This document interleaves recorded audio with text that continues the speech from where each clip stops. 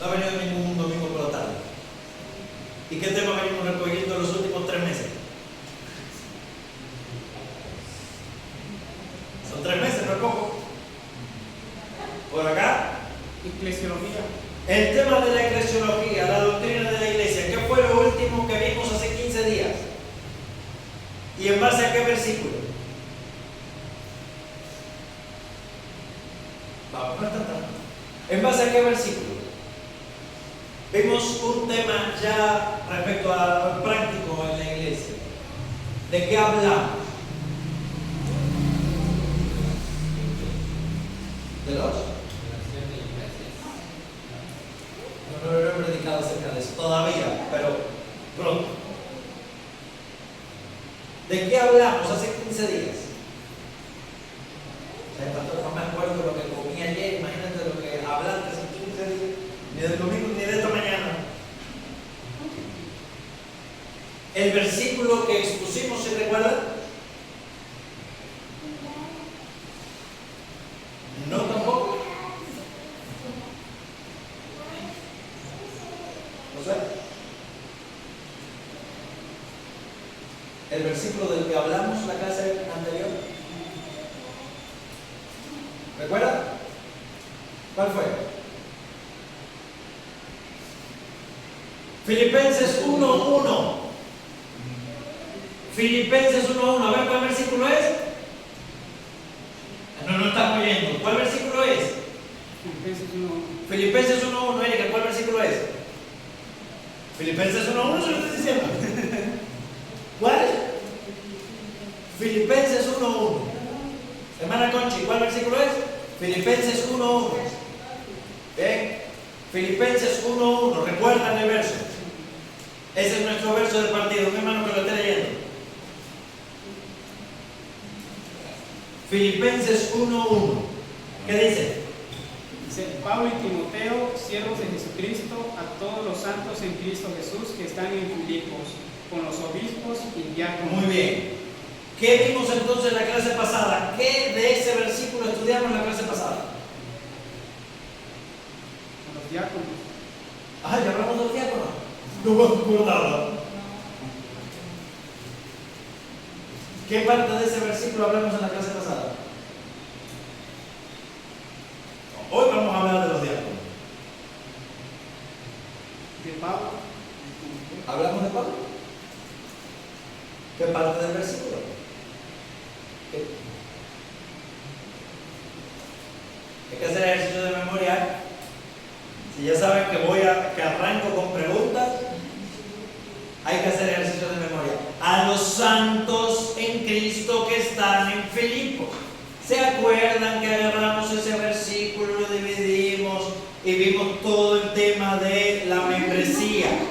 ¿Quiénes son los miembros? Ahora sí se acuerdan. ¿Quiénes son los miembros? ¿Qué es un miembro de la iglesia? Porque los miembros son santos. ¿Qué es el sacerdocio del creyente? Todo eso lo vimos. La importancia de la membresía en una iglesia local, porque eran los santos que estaban, los santos en Cristo Jesús, santidad posicional. ¿Ya recuerdan?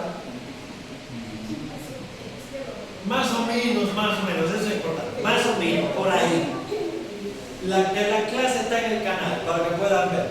Bien, pregunta de control. Si yo les digo membresía regenerada, ¿a qué les suena eso? ¿Qué significa esa frase o ese término? Que la membresía de una iglesia debe ser regenerada. ¿Qué significa eso? Con sus palabras, no estoy pidiendo concepto técnico, con sus palabras. Hermana Erika, ¿qué entiende por membresía regenerada? O que la membresía de una iglesia tiene que ser regenerada. ¿Qué significa?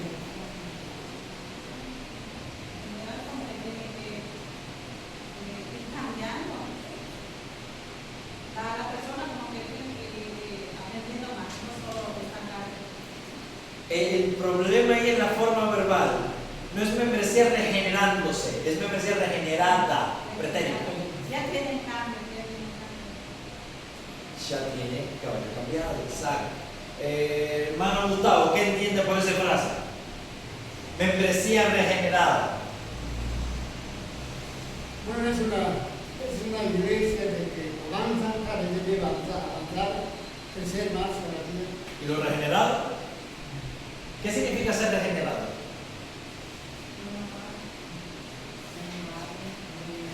Renovados, otra frase, otra palabra.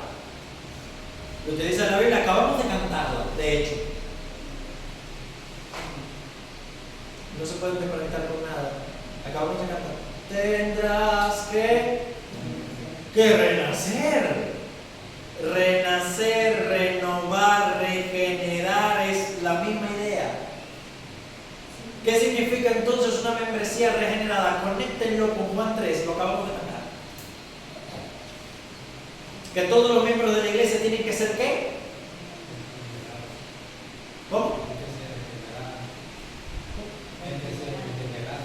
Tienen que ser regenerados, tienen que haber nacido de nuevo. ¿Cómo era que decía? Si al cielo quieres ir, tendrás que renacer.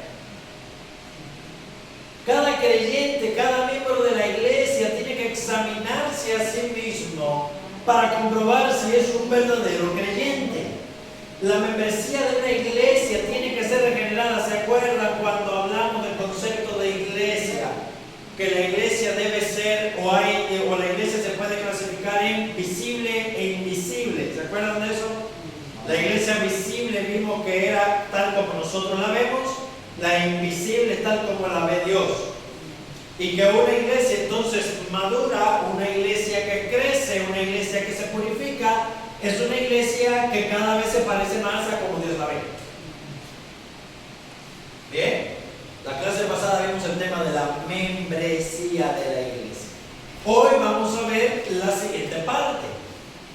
¿Qué dice después de santos en Cristo Jesús que están en Filipos? O sea, ya tenemos la iglesia armada con los miembros. ¿Qué le falta a esa iglesia ahora? Obispos y diáconos. Obispos y diáconos, ¿en una palabra? ¿De qué vamos a hablar en la clase de hoy? Diáconos y obispos. ¿Y eso quiénes son? Los líderes de la iglesia. Los líderes de la iglesia. Vamos a hablar del gobierno de la iglesia.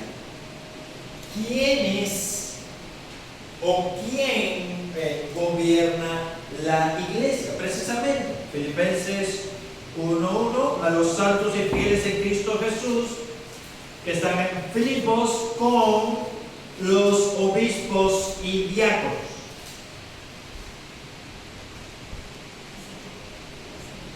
Vamos a ver el primer punto, obispos. Y vamos a analizar esta palabra a profundidad. Recuerden, dudas, levantan su mano, preguntan. Es una clase, está abierta. ¿Quién sabe lo que es un obispo?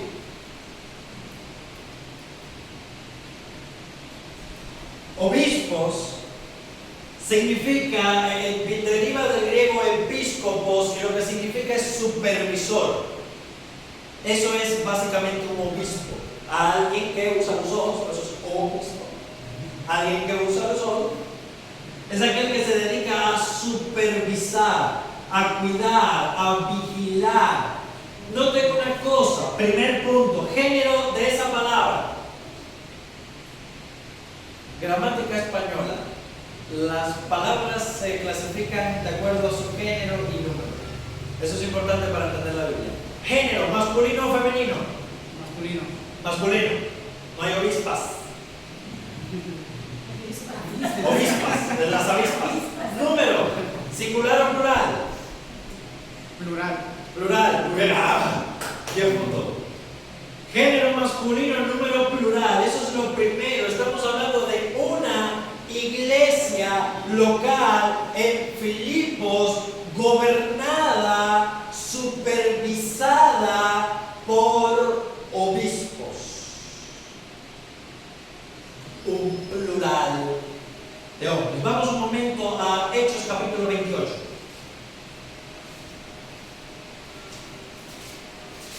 A conocer un poquito más de esta palabra. Perdón, Hechos capítulo 20. Hechos 20, versos 17 y 28. Un hermano que lo esté leyendo.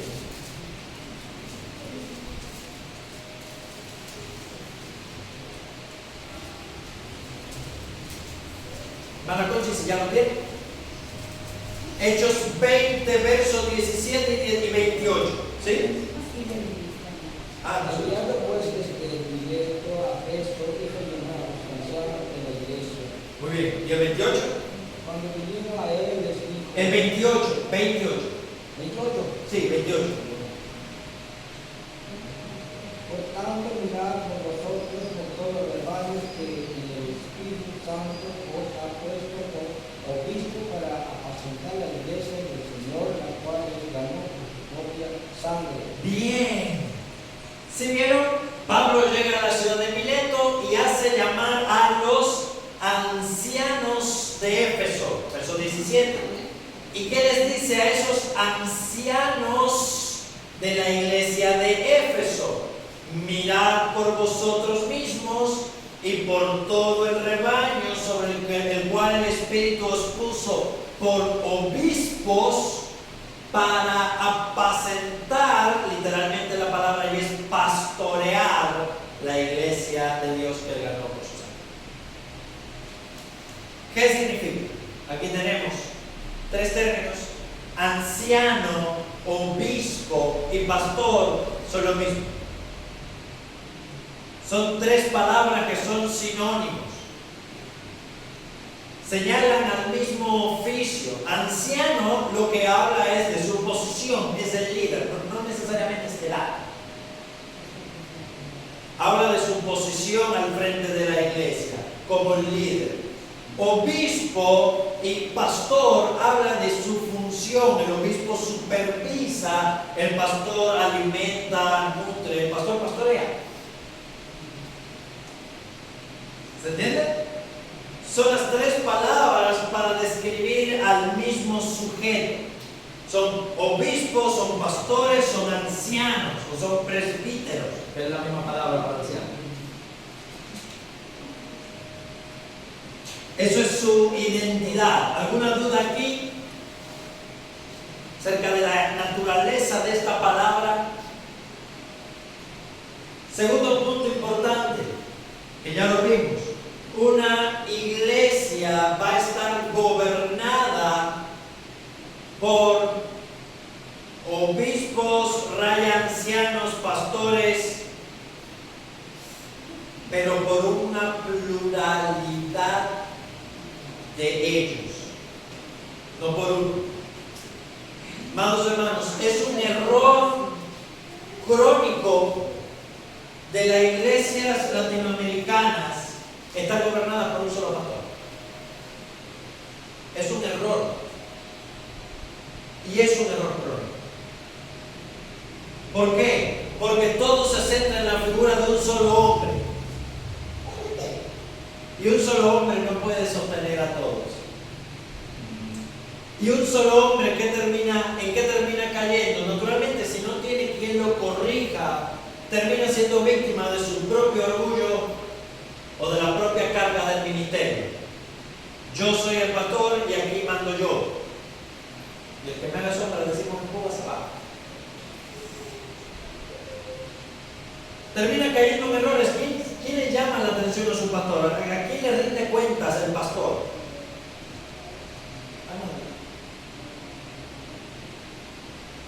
Termina cayendo en esa forma de caudillismo, y a la iglesia tampoco le hace bien, porque termina en una pastorlatría, en idolatrar al pastor. No simplemente el cariño que se le debe, sino se lo dice mi pastor, es lo que es. Y ese es mi pastor. Y si no está predicando mi pastor, yo no vengo a la iglesia. Porque es mi pastor. El que predicó fue otro hermano ahí, pues no voy. No es bueno. Y cuando se jubila, se muere, o qué sé yo, el pastor, la iglesia se pierde. No es sano. El modelo bíblico del gobierno de la iglesia es de una pluralidad de pastores. Tienen que ser varios, necesariamente, para que puedan sobrellevar la carga. Los apóstoles eran 12. Los discípulos andaban de 2 en 2. Un solo hombre no puede asumir la función, menos la familia pastoral. La esposa del pastor no está llamada a ser más que esposa.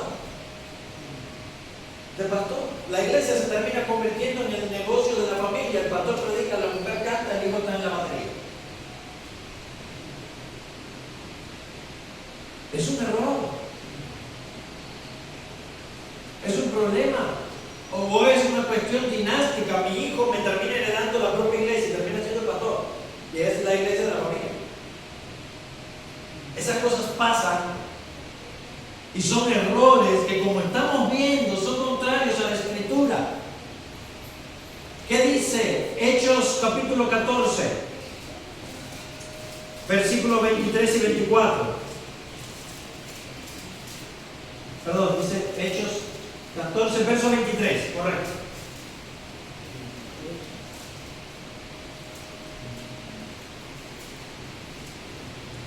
Constituyeron ancianos en la iglesia aquel lugar con ayunos y los encomendaron al Señor en las que habían creído. Muy bien. Constituyeron, Pablo y los otros, ancianos en cada iglesia. Y ahí explica cómo lo hacían, con ayuno y oración. Y habiendo orado con ayuno, lo encomendaron al Señor en quien habían creído. Ese es el orden. Ancianos en cada iglesia. ¿Y cuál es la función de esos ancianos o de esos pastores? Hechos 20:28 lo dice: tened cuidado de vosotros mismos y de todo el rebaño que el Espíritu os ha puesto como obispos para pastorear a la iglesia de Dios. Tienen la función de supervisar y de tener cuidado de la iglesia. Miren por ustedes y por todo el rebaño en que el Espíritu os ha puesto por obispos para apacentar la iglesia de Dios, la cual ganó con su sangre, porque yo sé que después de mi partida entrarán en medio de vosotros lobos rapaces que no perdonarán el rebaño. El pastor tiene la función de proteger a su iglesia contra las herejías. Y algo más que sigue diciendo el texto: y de entre vosotros mismos se levantarán hombres que hablarán cosas perversas para arrastrar tras sí a los discípulos. Los pastores debían protegerse los unos a los otros. Debían ser el contrapeso de alguien que, movido por orgullo, quisiera arrastrar a la iglesia.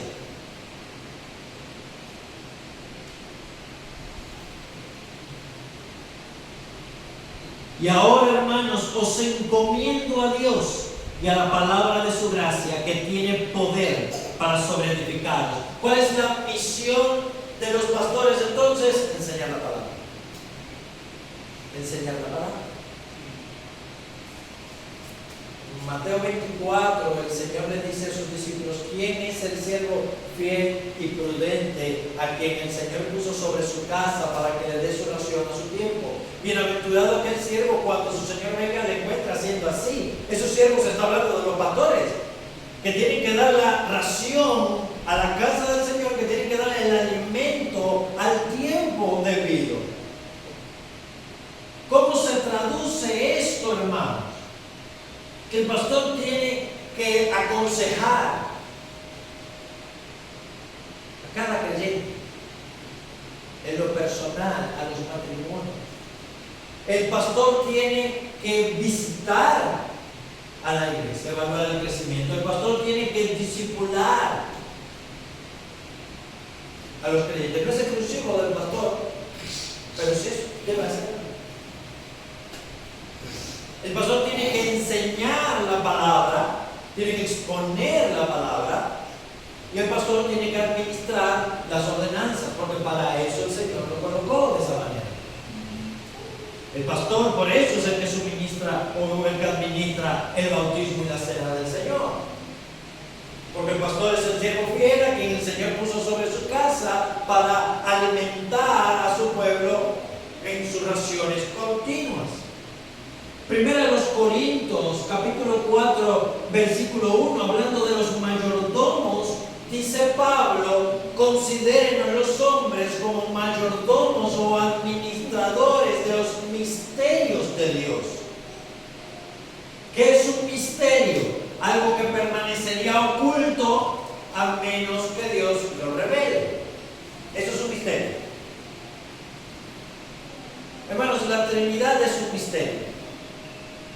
La encarnación de Cristo es un misterio. La salvación solo por gracia y solo por medio de la fe es un misterio. No lo sabríamos a menos que Dios lo revelara por su palabra. Y el Señor ha puesto a los pastores, a los maestros en la iglesia, no para ser innovadores, no para ser inventores o para ser gente agradable, para ser gente que siempre habla haciendo chiste gracioso, que mantiene entretenida la iglesia. No. El Señor puso a sus pastores para administrar, esa es la función, para administrarle a la iglesia los misterios de Dios, para estudiar la Biblia y exponer la Biblia, no las opiniones de los pastores. Yo tengo muy buenas opiniones y muy buenos criterios, pero tengo que guardármelos, hermanos, para yo me pongo. Cada vez que nos paramos a exponer, debemos cuidarnos, para los hermanos que son maestros, de que no sea que estemos exponiendo nuestras opiniones apoyados en la Biblia en lugar de exponer la Biblia. Porque la Escritura es la palabra de Dios. Y es eso en lo que nosotros debemos trabajar. Entonces, ¿qué hemos visto?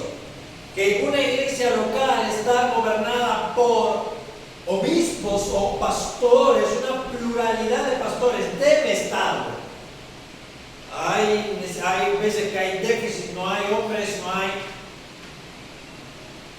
Pero el ideal, la idea donde se debe ir es que cada iglesia tenga mínimo 2 pastores. Y que ellos se dediquen a administrar los misterios de Dios a la iglesia. Enseñar, instruir, oficiar la cena del Señor. Ahora, ¿cuáles son los requisitos para ser obispo o pastor? No hay que ir muy lejos. 1 Timoteo capítulo 3.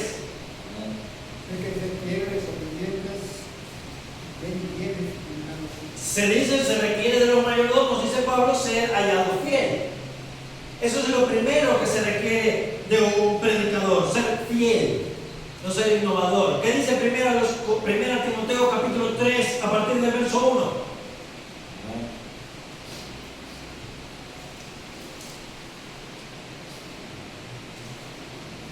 ¿Qué dice ese?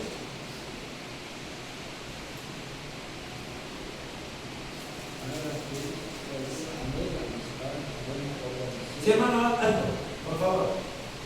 Sí, dígalo, léalo.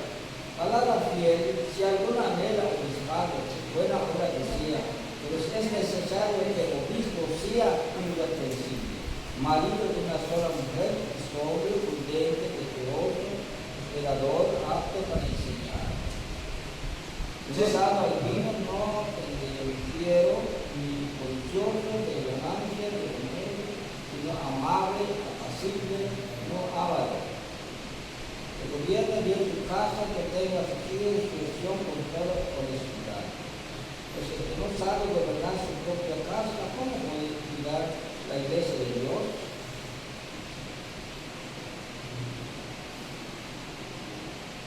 Sigue diciendo, no un neófito, no sea que permaneciéndose caiga en la condenación del diablo, y también es necesario que tenga buen testimonio de los de afuera, los incrédulos, para que no caiga en descrédito y lazo del diablo.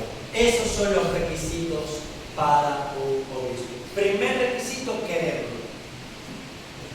Si alguno anhela ser obispo, dice Pablo, no es un arrogante, no es una persona orgullosa, desea algo bueno.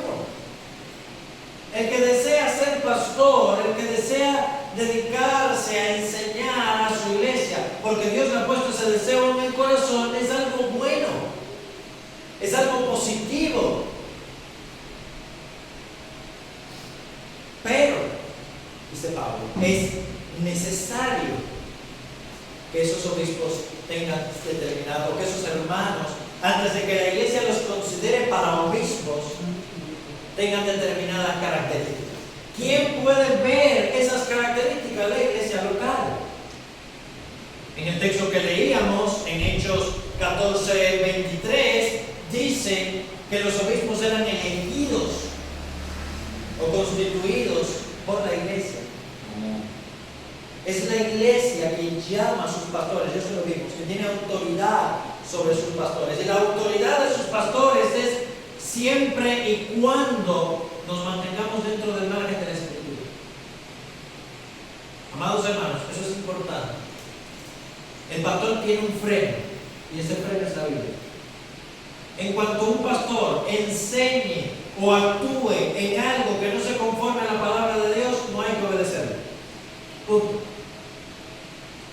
Se le obedece y se tiene que obedecer siempre y cuando se mantenga dentro de los márgenes de la Escritura. Amén. Porque no sería su palabra, sino la palabra de Dios. Pero ¿qué dice? Que es necesario que el obispo sea irreprensible. Esto es en señalamiento. Si pasa a alimentar marido de una sola mujer,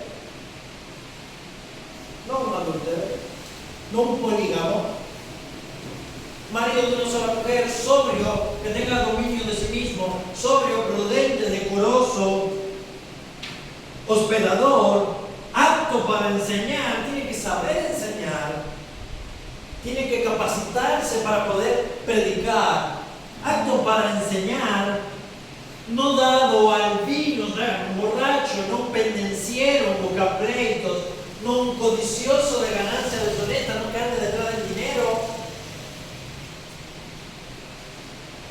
sino amable, apacible, no avaro, tacaño.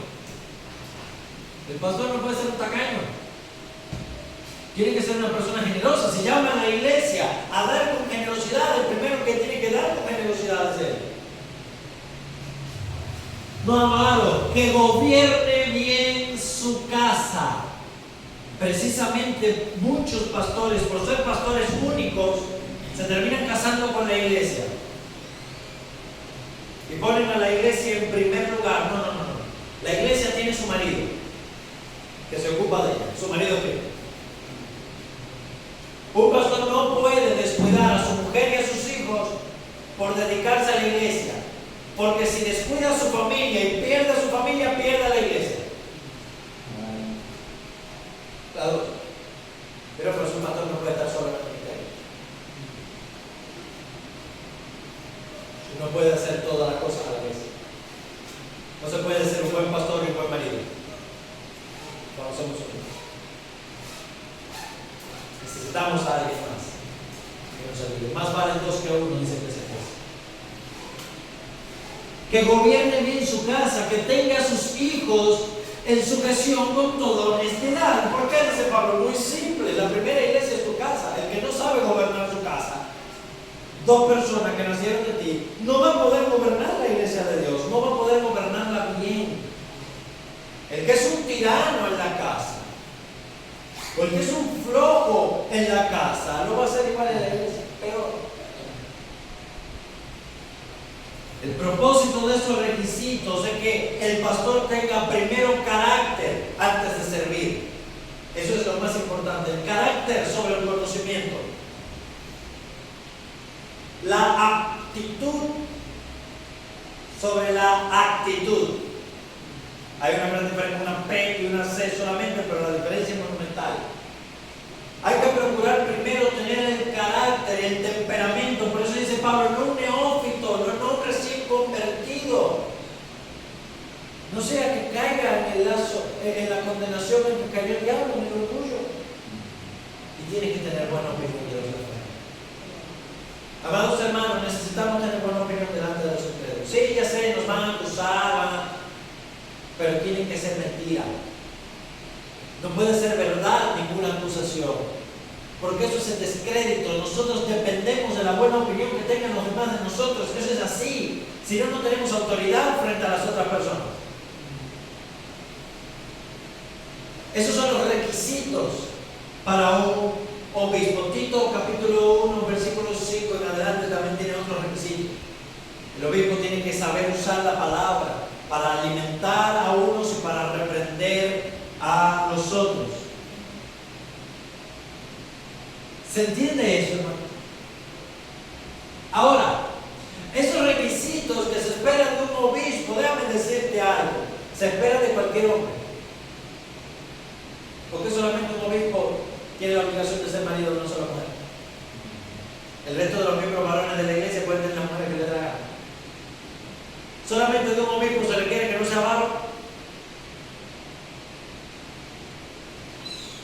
Ni siquiera apto para enseñar es exclusivo del obispo, porque los padres de familia tienen que enseñar en su casa. Mi hermano, que tú no seas pastor no significa que no tengas que aprender a interpretar tu Biblia por tu bien y por tu familia. Entonces, a fin de cuentas, el único requisito para ser pastor es desearse a Dios. Es desearse. Porque el carácter de hombre maduro lo necesitan todos los creyentes. Y ahora, ¿por qué no se puede ser pastora? Muy común en estos días la idea. O pastora es la esposa del pastor, como si la mujer del médico fuera doctora. No sé de dónde se sabe cómo que la esposa del pastor es pastora. O pastora es una mujer que no tiene marido ni nada y está al frente de la iglesia. Vamos a leer 3 versículos arriba de este capítulo 3 de 1 Timoteo. No va a haber que ir muy lejos. Pablo dice: asimismo, que las mujeres se atavíen de ropa decorosa, verso 9, con pudor y modestia, no con peinado ostentoso, ni oro, ni perla, ni vestidos costosos, sino con buenas obras, como corresponde a las mujeres que profesan piedad. La mujer aprenda. Primera nota, Pablo quiere que la mujer aprenda. Hermanas, aprendan a interpretar su Biblia. Todos tienen que aprender a hacer.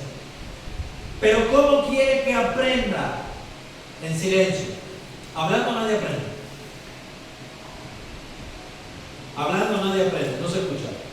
La mujer aprende en silencio, con toda sujeción, porque no permito a la mujer enseñar ni ejercer dominio sobre el hombre si no está en silencio. Pablo, eres un machista. ¿Por qué la mujer no puede enseñar sino que tiene que estar callada? Unos te argumentan que ese es el machismo de Pablo, otros te argumentan que esa era la circunstancia de Éfeso. Que había un problema local ahí, Pablo está corrigiendo el problema local. No, ninguna de las dos cosas. ¿Por qué? Por lo que sigue diciendo.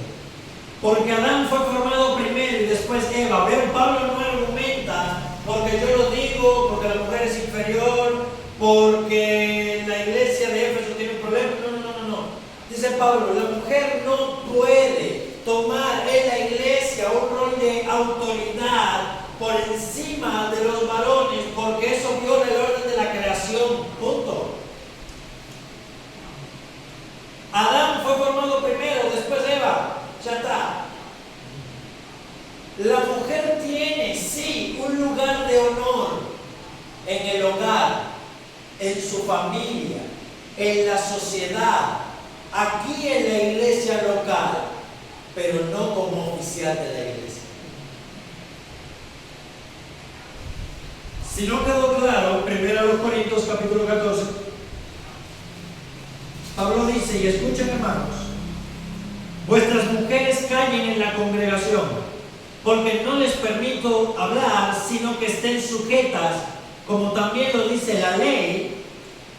Y si quieren aprender, pregunten en casa a sus maridos, porque es indecoroso que una mujer hable en la congregación. ¿Acaso ha salido de vosotros la palabra de Dios o solo ha llegado a vosotros? Si alguno se cree profeta o espiritual, reconozca que lo que os escribo son mandamientos del Señor.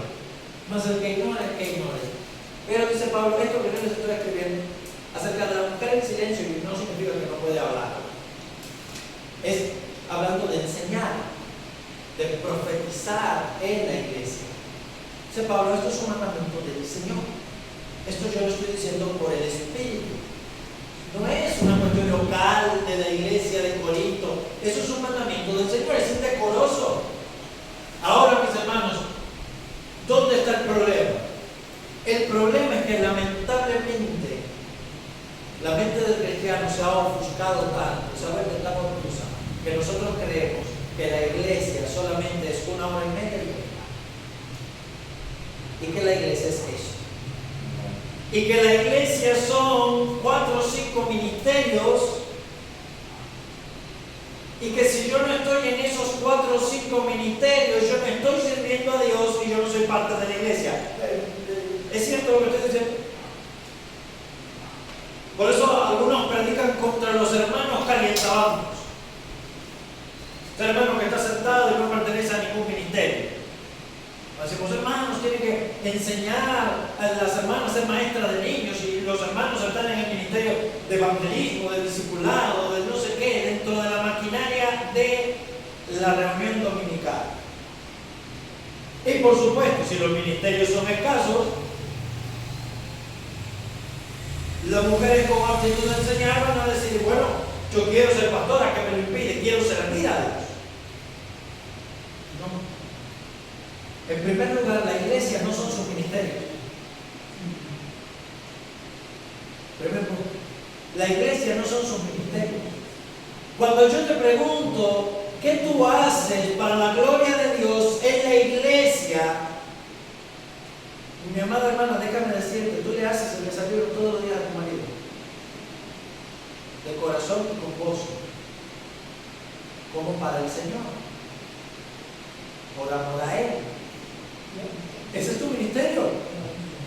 Cuando tú le enseñas, cuando tú tienes tu tiempo de devocional y le enseñas a tus hijos la palabra de Dios, ahí tú estás sirviendo a Dios como iglesia. Lo que aquí hacemos, hermanos, 1 hora y media o 3 horas repartidas el domingo, es simplemente capacitarnos para saber ser iglesia en el mundo. Pero cuando yo estoy trabajando en mi empresa o donde yo estoy siendo iglesia, yo estoy siendo parte de la iglesia. Por eso, ¿quiénes somos los oficiales o cuál es la misión de los oficiales de la iglesia? Pablo dice en Efesios capítulo 4, y él puso primero apóstoles, profetas, evangelistas, pastores y maestros. ¿Para qué? Para capacitar a los santos para la obra del ministerio. Los oficiales de la iglesia solamente tenemos esa función. Los pastores, hermanos, no dormimos en el cielo, ni nos cocinan los ángeles. Tenemos un ministerio y hemos sido llamados por Dios igual que cualquier otro hermano. Ni es más santo el ministerio del pastor que enseña fielmente la palabra que el ministerio del cirujano que salva vidas en un hospital para la gloria de Dios, o que el ministerio de un barrendero que cuida de la limpieza para la gloria de Dios, porque el que me llamó a mí a ser pastor lo llamó a él a limpiar, y llamó al hermano a arreglar motos. Eso es un ministerio, y no es menos santo su ministerio que el mío.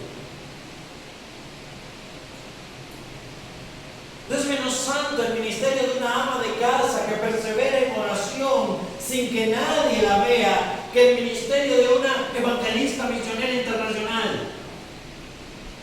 No es menos santo, es para la gloria de Dios. Entonces, no, los oficiales de la iglesia tenemos la misión de capacitar al resto de los creyentes para que puedan vivir como creyentes el resto de la semana. Servimos solamente un día a la semana, prácticamente, como oficiales. El resto de la semana estamos supervisando. Por eso es que es simplemente un ministerio masculino. ¿Y qué hace la mujer en la iglesia? Lo mismo que hace cualquier otro hombre que no es llamado a ser oficial.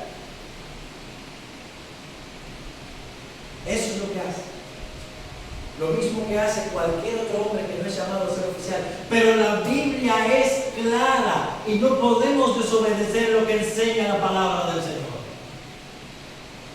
haciendo excusas y malabares. A los pastores se les llama que usen bien la palabra de Dios, que prediquen, que redarguyan, que reprendan, que exhorten, que capaciten, que se cuiden a sí mismos y tengan cuidado de la iglesia, le dice Pablo a Timoteo. Ahora, para terminar, ¿Qué le debe la iglesia a su pastor? Ya vimos de las responsabilidades de aquí para allá. ¿Cuáles son las responsabilidades de allá para acá? Primera a los Tesalonicenses capítulo 5, versículo 12. Un hermano que lo esté leyendo. Y otro hermano que busque Hebreos capítulo 13.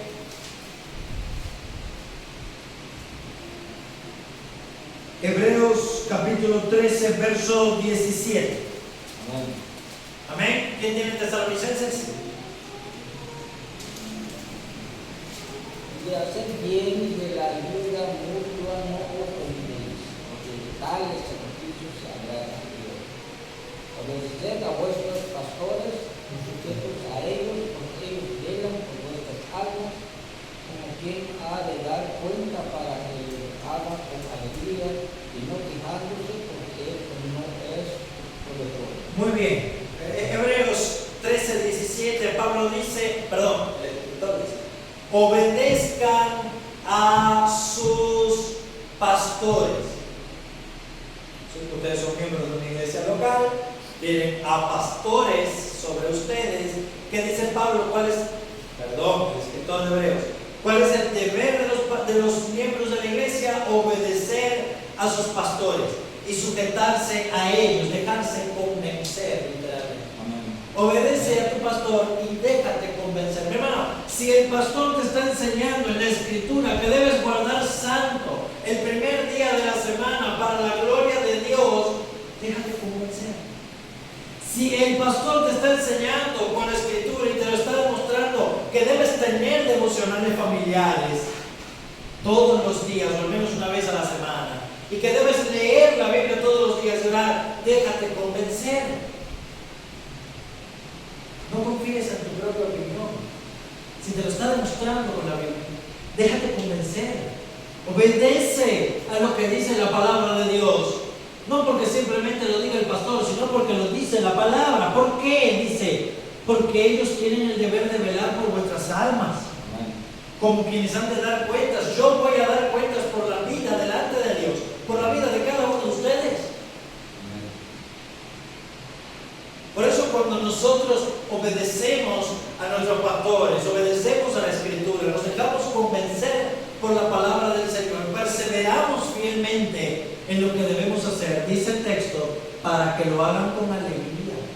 Los pastores nos alegramos y no nos quejamos. Y la verdad que es más difícil que no cabras en vez de ovejas. Por si acaso no me he quejado de ustedes, pero por si acaso.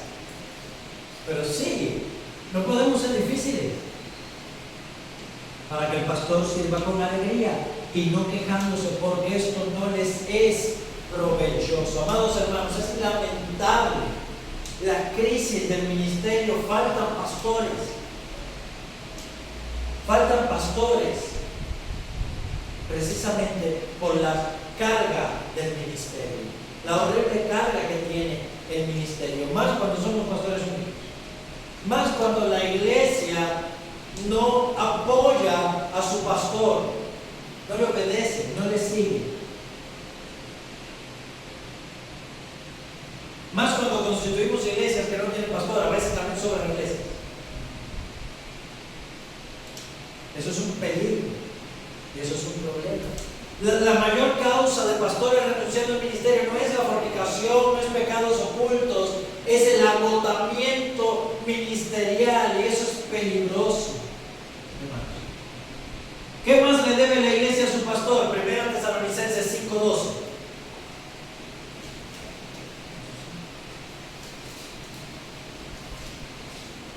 ¿Qué dice ese texto? Y el verso 13. 1 Tesalonicenses 5, 12 y 13. Ordenamos, hermanos, que reconozcáis a los que trabajan entre vosotros, Dios les pide en el Señor su comunidad. Que los tengáis en mucha estima y amor por causa de su obra, tienen parte en vosotros. Reconozcan a los que les presiden, reconozcan a sus pastores. No van a decir, mira ese. No, denle valor.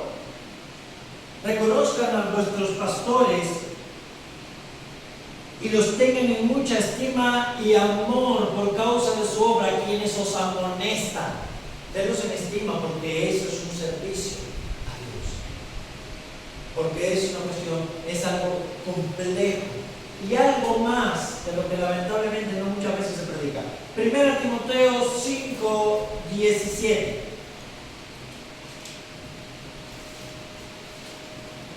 Algunos por pena no predican este texto, hermano, pero yo tengo el deber de mencionarlo, porque es la palabra de Dios. 1 Timoteo 5:17, ¿qué dice?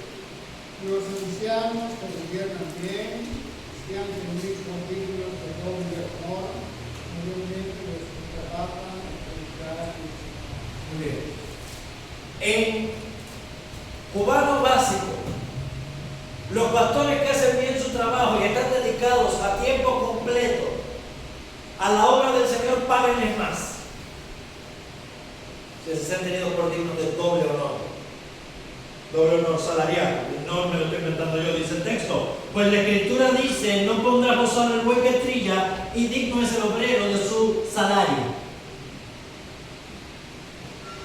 Amados hermanos, y esto es algo lamentable en muchas iglesias. Pastores solos, que además de cuidar a su familia, de cuidar a la iglesia, iglesias exigentes, tienen también que trabajar para sostenerse ellos y a su familia. Eso es un error. Eso es un error. Es preferible, hermanos, congregarnos bajo una carpa con un pastor bien pagado, aunque no haya más dinero para otra cosa.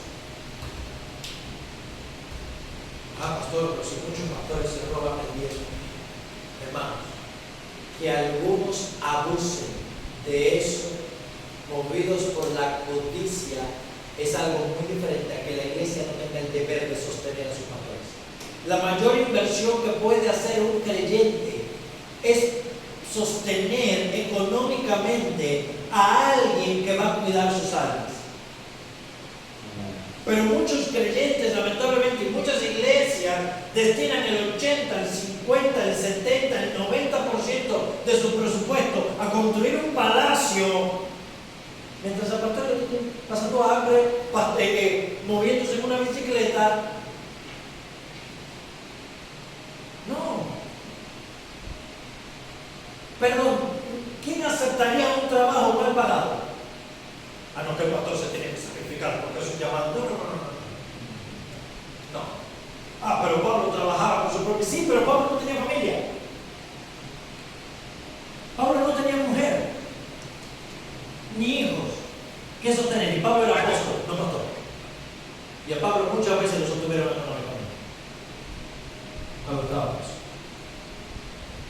Entonces, no. La Escritura lo manda, hermanos, y no es porque Dios me libre de querer dinero de ustedes, pero la Escritura lo manda. La iglesia tiene que cambiar su manera de pensar. La prioridad económica de una iglesia es un pastor, pero decirle al pastor: mira, te vamos a pagar bien, te vamos a dar un buen salario para que vivas tú y viva tu familia, pero tú te preparas bien, no tienes un trabajo aparte y nos visitas todos los días y te pones a trabajar. Estudias bien tu Biblia, vienes a visitarnos, te pones a dar consejería, te pones a evangelizar, te pones a hacer trabajo. Es lo que se tiene que dedicar. Eso es así. Esa es la primera inversión económica que tiene que hacer una iglesia. Antes de un piso, antes de baños, antes de un palacio. No. En una carpa, pero la iglesia bien alimentada, la iglesia bien edificada y un pastor contento con su trabajo, porque a todo el mundo nos gusta que nuestro trabajo esté bien remunerado. Pablo dice: a los pastores que trabajan bien sean tenidos por dignos de doble honor, paguen más. Pero que se dedican a tiempo completo a enseñar y a gobernar la iglesia, a instruir y a capacitar. Hermanos, debemos valorar nuestra vida espiritual. No es simplemente dar una moneda de 5 pesos para la iglesia mientras estoy guardando para irme un viaje a Cancún.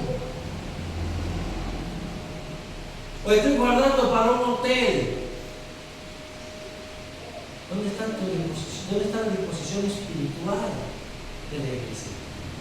Y la intención de crecer espiritualmente. ¿Dónde están los objetivos de una iglesia que prioriza un templo enorme, con aire acondicionado y con no sé qué? Y el pastor atravesando dificultades económicas o teniendo un solo pastor, cuando pueden sostener a otros, cuando pueden apoyar más a misioneros, cuando pueden ayudar a los necesitados de la iglesia. ¿Cuál es el fin de tener un palacio, de congregarse en un palacio? Si eso no es la iglesia. La iglesia somos nosotros. Y nada más estamos 3 horas aquí. Tener un lugar cómodo para sentarnos y que no nos caiga la lluvia es suficiente. Pero sostener bien a un pastor que nos ayude. Por último, ¿qué hacer con un pastor que peca? ¿Cómo se le disciplina a un pastor? Eso es un problema. Hay iglesias, hay pastores que saben de otros pastores que están en evidente pecado y no hacen nada y lo dejan. No toquen al ungido de Dios, que dice. Es el pastor, no se toca. Pablo dice no. Más abajo sigue diciendo: contra un anciano no admitas acusación, sino por 2 o 3 testigos. Primer punto: contra los pastores no se admiten chismes. Una iglesia tiene que defender el honor de su pastor, a menos que vengan 2 o 3 testigos. Que vienen 2 personas diciendo: nosotros vimos al pastor fulano comportándose de una manera inapropiada con una hermana, o entrando en tal lugar, o saliendo de tal sitio. Hay que tomar ese testimonio por cierto, y esa persona, ese pastor, sea quien sea, tiene que ser reprendido. Porque por encima de ser pastor, esa persona es un cristiano. Y cada creyente tiene el deber de reprenderlo. Y a los que persisten en pecar, dice Pablo, repréndelos delante de todos. No es el honor del pastor. No. Se pone el pastor de pie y delante del resto de los pastores y delante de la iglesia se le llama la atención y se le llama a que se arrepienta con la escritura en la mano. A veces somos demasiado duros para condenar a otros miembros, pero no al pastor. Pero no te van a decir ese pastor. Hermanos, el pastor no tiene inmunidad diplomática. No tiene inmunidad por cuanto es pastor para hacer lo que le da la gana. Al contrario, el pastor tiene que ser ejemplo dentro de la iglesia y delante de la iglesia. Por eso es el deber de la iglesia también disciplinar al pastor cuando es necesario. Y es el deber de la iglesia, si su pastor se desvía, votarlo y buscar su pastor nuevo, que se enseñe de verdad la palabra. Esto es todo en cuanto a los obispos. No vamos a continuar hablando de los diáconos, tendrá que ser para la clase que viene. ¿Alguna duda? Levantando su mano. ¿Dudas sobre el tema de los obispos?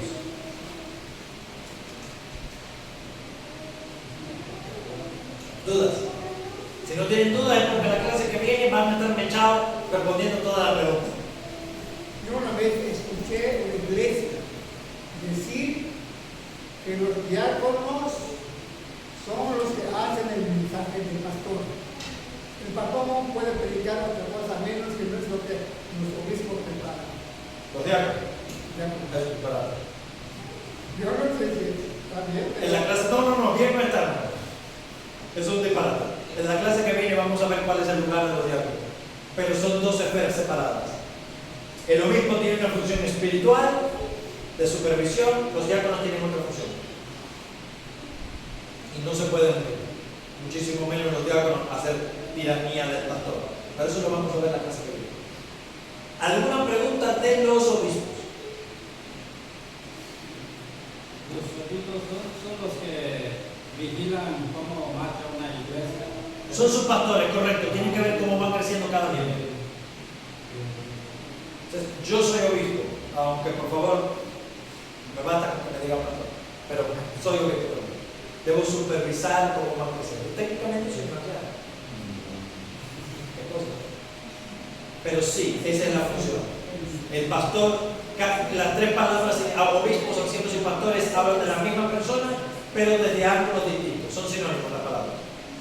El obispo es el que supervisa viendo cómo van creciendo la iglesia.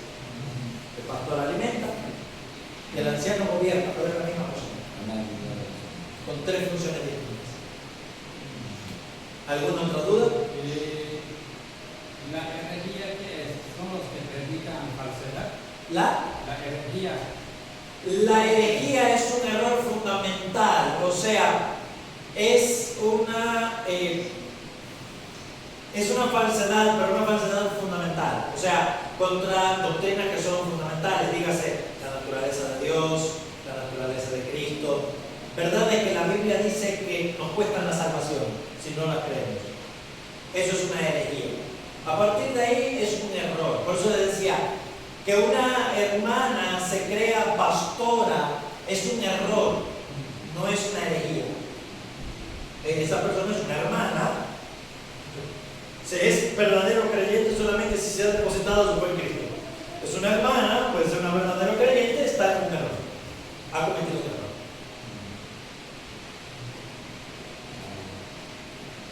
Una hermana pastora tiene su título de pastora, pero lo que no hace, boda no hace. Yo misma vez he visto una pastora con título que haga de una boda. En realidad no debería hacer nada y ese título no vale, pero bueno, hay demasiadas cosas en el mundo, lamentablemente. Hay títulos de profetas y de apóstoles, ¿qué vamos a hacer? Pero no.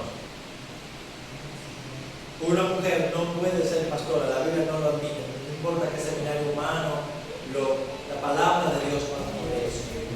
¿Alguna otra duda? Aquí en Pentecostés hay una hermana pastora, él oficia bodas. Es una hermana, yo la conozco, pero está en un error. Es un error. La escritura no lo permite. ¿Algo más? ¿Alguna otra duda acerca de los obispos?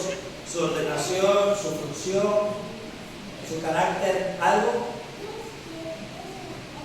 ¿Cuántos miembros debe tener una iglesia para que tenga sus diáconos? Para que tenga sus diáconos, más de 10. A ver, bíblicamente no hay una orden para eso, para referirse a un número mínimo. Pero podemos ver un parámetro en Hechos capítulo 1 y hablamos de una iglesia, debe tener más de 10 miembros, un pastor o 2 pastores a partir de ahí y quizás 2, 3 diáconos, más o menos. Pero no hay un número redondo. Esto sería una cuestión de sabiduría. Pero lo que se podría sería un pastor para 10 miembros, básicamente. Pero sí tiene que haber más de un pastor. Eso sí, hombres. Si alguno en el obispado, buena obra desea. Si algún hombre de aquí desea formar parte del ministerio pastoral, desea ser maestro, desea ser pastor, venga, lo capacitamos, lo formamos, si tiene el carácter, lo ordenamos y listo. Yo no quiero gobernar solo. Y bíblicamente no se debe. ¿Hay más dudas?